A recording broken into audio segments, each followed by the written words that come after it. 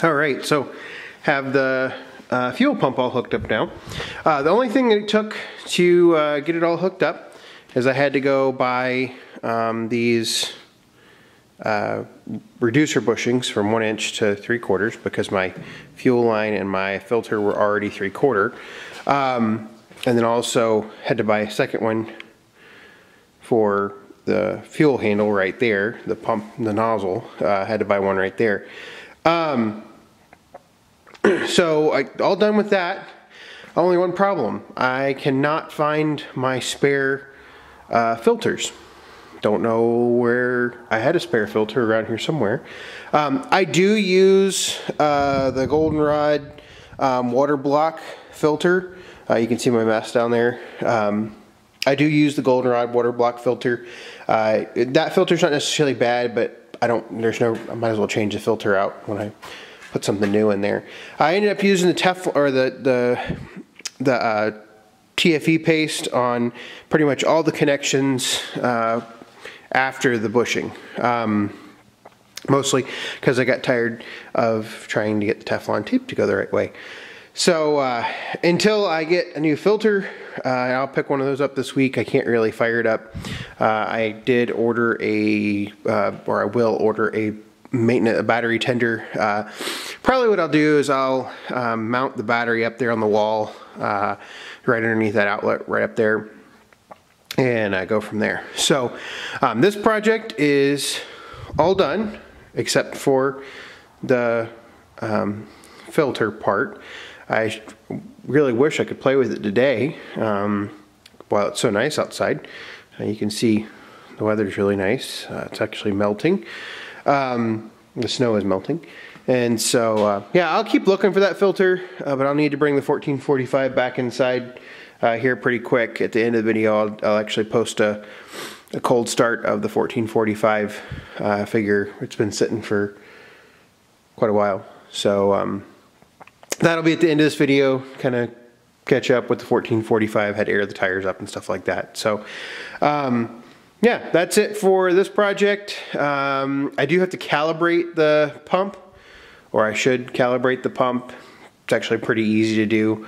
I've got to mark off a gallon though on a container, a couple gallons. I'll figure out something there, and we'll go from there. So anyway, thank you very much for watching. All right, I figured I would let some pictures play while I talked more about the diesel tank. As I mentioned, I do have a filter on this tank. It is a Goldenrod filter that is the water block, and so once water gets in the fuel, it will block the filter, so I'm not putting water in the 4066 or any other machines. Water is definitely a concern when you are using a small volume of fuel like I am, 200, maybe 250 gallons a year tops. It is definitely a concern. However, I think because the shop generally stays decently warm, particularly in the back, over the outside air, I don't think I'm overly in danger of ending up with water in the fuel. Also, at the same time, I do put power service in it, in the tank. As I fill up the transfer tank, I'll put power service in it, and also I try to cycle the fuel pretty regularly. If I need to, reason I do buy on-road fuel instead of off-road, as I stated in one of my videos. And so what that allows me to do is I can put it in my truck if I really need to use a lot of it real fast. So anyway, back to the video.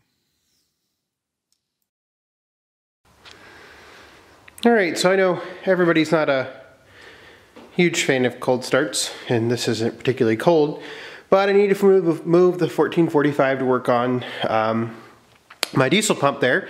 It is an absolutely gorgeous day outside. I think it's like 31 degrees. The 1445 has not been started in a month and a half, 2 months, something like that. I think it was mid-November last time I moved it. I can't remember moving it since Thanksgiving. But anyway, I'll set the camera up right here and see if the 1445 will start. I have no earthly idea if the battery's dead or not. I don't keep a battery tender on anything. It's gotten as low as about 15 degrees here in the back part of the shop. Right now it is 30. So I imagine the 1445 does have 15W40 in it. So I imagine that will probably give it a little bit of a hard time to start. But anyway, I'll set the camera up and we will get everything, get it running.